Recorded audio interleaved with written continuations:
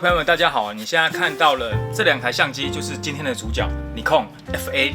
这一支影片会呈现的有这一台黑漆版的 FA， 和这一台非常漂亮的镀铬版的 Nikon FA。我们这一支影片呢，主要是要先和大家聊聊 Nikon FA 的特色，同时我也会制作 Nikon FA 的基本操作介绍。想要进一步了解的朋友呢，可以在我的频道里面点选观看哦。各位，你现在看到这两台 FN2 还有 FA 呢，就是所谓的经典紧凑型的 F 系列中的两台翘楚。FA 和 FN2 呢，都是承袭最早从 FM 以来的机身架构。最早创始老哥就是 FM， 然后有 F1， 再来就是 FN2， 再来就是跟 FA 同期的 FE2， 以及最后2001年的 FM3A。可是到现在呢，可能会有人说，你别忘了，最后一台其实是 ZFC。虽然我这边就不闹了，本频道终于有 touch 到一点这个摄影时事的脉络我只是觉得尼康也走到这种改壳贩卖情怀的这一步呢，就知道呢，尼康的日子真的也不好过。所以无论如何，我还是希望尼康它可以再加把劲，重返相机的领导地位，可以稳健的、长久的走下去。这个是我衷心祝福尼康的地方。OK， 我们继续回到我们尼康辉煌时期的经典代表作尼康 FA。赞！1983年推出的尼康 FA 呢，它是尼康首款凑齐的 MASP 4大测光模式的电子化单反相机。虽然是尼康第一台，但是我们这台 Canon A1 它推出于1978年，它已经实现了 MASP 4大曝光模式。所以尼康在电子化单反的刚开始呢，它是比 Canon 慢了一点。那各位如果说你想了解更多关于 Canon A1 的话，可以点选我的频道的影片哦，里面有对 A1 进行详细的介绍以及基本的操作说明。尽管如此，尼康比较慢，但是尼康就是比较龟毛，它的步伐比较稳健。FA 呢，如果要设定4大模式，直接在表盘上面直接调整。使用 P 和 S 模式的时候，镜头的光圈必须锁定在最小光圈。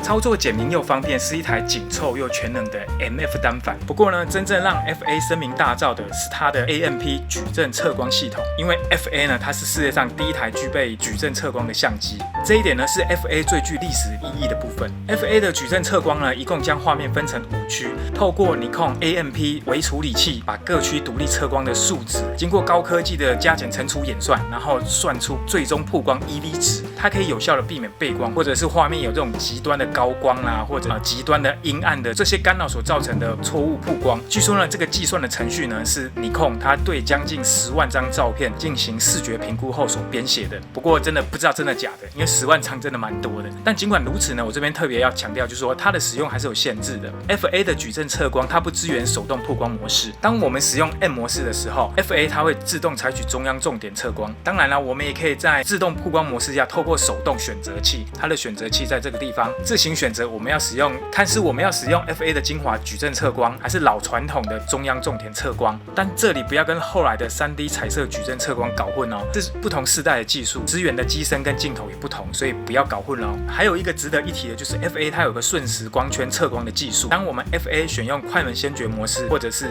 程序曝光的时候，就是 P 和 S 模式的时候 ，FA 它会使用一种称为瞬时光圈测光的方法来测光。那所谓的瞬时光圈测光法，就是当我们击发快门那一瞬间，光圈缩小的时候 ，FA 它会在那个时候再次测量曝光，让曝光结果更加准确。它这么做主要是为了兼容1977年以前所生产的 AI 镜头。最早的 AI 镜头跟后来的 AIS 镜头，它们的自动光圈连锁感的移动量不同，所以曝光存在着轻微的误差。所以我们的 Nikon 呢，非常的有责任感，非常的照顾老客户。他面对这个问题，通过瞬时光圈测光来修正旧镜头曝光误差的问题。我们现在越来越深入了再来我们再提一点，就是 FA 它有 P 模式，所以它会帮我们自动配快门。但是我们知道，我们的 FA 呢，它已经进化了。各位看这个位置，它这个地方有个凸起，它这里多一个感测点。那 AIS 以后的镜头呢，它的镜尾也有个相对应的设计，所以透过这样 touch 机身，它就可以知道它现在接的是一颗长焦镜头还是非长焦镜头。然后相机在配快门的时候，它可以提高快门速度。喜欢 FN2 的朋友都知道 ，FN2 最早的那一款叫做元祖 FN2， 像这台黑色的就是元祖 FN2。元祖 FN2 的 fans 呢，它经常强调的就是它具备了纵轴式的钛合金蜂巢快门。我们听一下它清脆的快门声。我们今天的主角 FA 呢，它不用元祖，它每一台都是钛合金的蜂巢快门。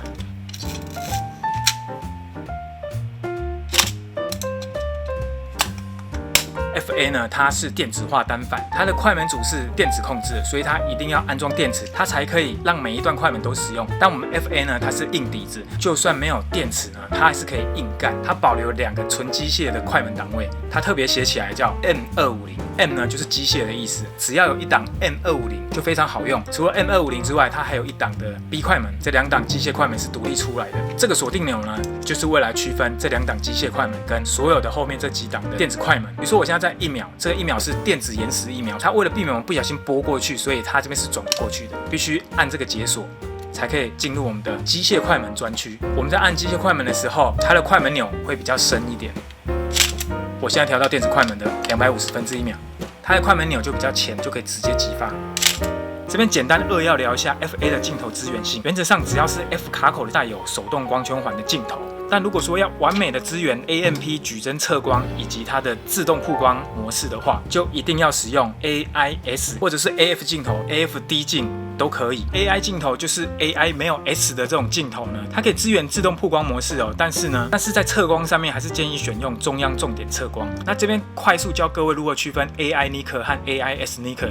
最简单的方法就是看光圈环，我们直接看最小光圈的数字。如果是像这一颗是橘色的话，它就是 AIS。如果最小光圈那个档位的数字不是橘色的，它就是 AI 镜头。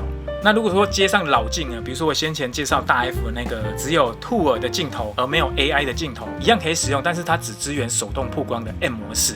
所以要玩 FA 的话呢，还是建议搭配 AIS 镜头或者是 AFD 镜头。那尼康 FA 呢，还有一个值得一提的就是它有一个超帅气的专用过片马达，就是 MD15。这一款 MD15 就是 FA 专用的，造型非常的帅气，它跟 F3 的 MD4 的感觉蛮像的，都是这种高质感，而且贴合度100%的这种高档设计。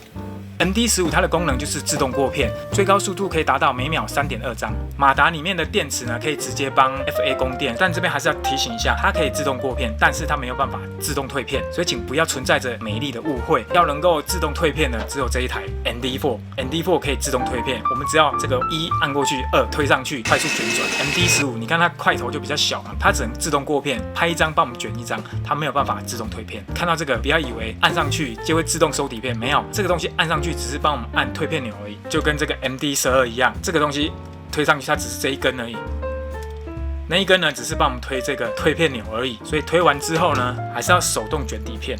关于 MD12 我也制作了一个影片，有详细的介绍。想要进一步了解 MD12 的操作，也可以直接点来看。MD12 可以这么说，它就是为所谓紧凑型的 F 系列所设计的通用型的过片马达。FN2 可以装，我们的 FA 也可以装，一样它的功能就是自动过片。MD15 不一样的地方就是 MD15 密合度100%，而且质感比较漂亮，比较帅气。但是 MD15 就只能 FA 使用，但我们的 MD15 可以帮 FA 供电 ，MD12 不能帮相机供电。在我看来 ，FA 它的外观有一股非常独特的魅力。乍看之下，它跟 FN2 呢这种紧凑型的机械单反的差异，说实在不是很大。但是我们细细品味之后呢，就会知道 FA 它拥有更多的80年代专业电子相机的元素，比如说这个模式切换盘，还有这边的档位也更多了。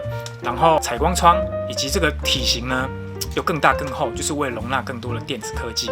然后它还有这个取景器快门，这个看起来就是专业多了。还有这个手把片，这个都会让我们联想到比较电子化，然后比较进阶的相机 Canon A1 也是有这个手把片。所以 FN2 和 FA 乍看是同一系列，很像，但是各有各的特色。我们再看 FN2，是不是干净多了？干净洗练也是一种美感。那像这一种紧凑又多功，感觉又比较帅气、复古电子科技的感觉，机械与电子融合也是非常帅气。尤其是如果再加上 MD15 的话，整个科技感就涌现。